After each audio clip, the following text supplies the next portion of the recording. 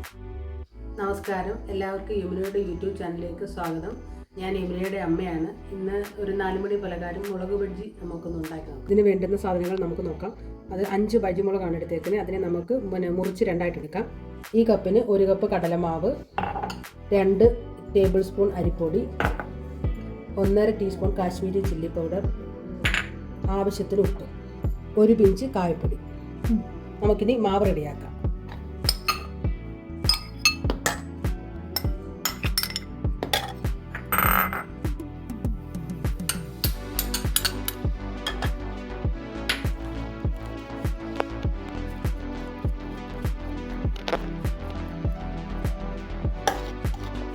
ഇത് നമുക്കിനി എല്ലാം കൂടെ ഒന്ന് മിക്സ് ചെയ്യാം. എന്നിട്ട് കുറേശ്ശെ ആവശ്യത്തിന് വെള്ളം ഒഴിച്ചു കൊടുത്ത് നമുക്കിതിനെ ഒന്ന് നല്ല കുറുക്ക പരുവത്തിന് ആക്കിയെടുക്കാം. പൊടിയെടുത്ത കപ്പിൽ തന്നെയാണ് 1 കപ്പ് വെള്ളം എടുത്തേക്കുന്നത്. നമുക്കിനി ഇതൊന്ന്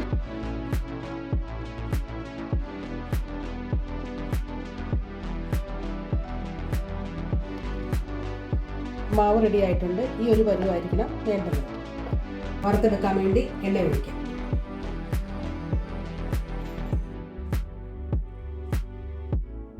ചെറിയ തീയിലിട്ട് നമുക്ക് ഓരോന്നായിട്ട് വറുത്തെടുക്കാം.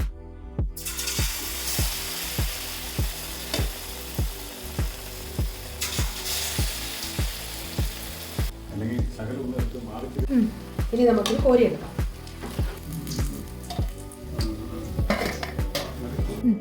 അങ്ങനെ മുളക് ബജ്ജി റെഡി ആയിട്ടുണ്ട്. ഈ ചാനൽ ഷെയറും ലൈക്കും സബ്സ്ക്രൈബും ചെയ്യണേ.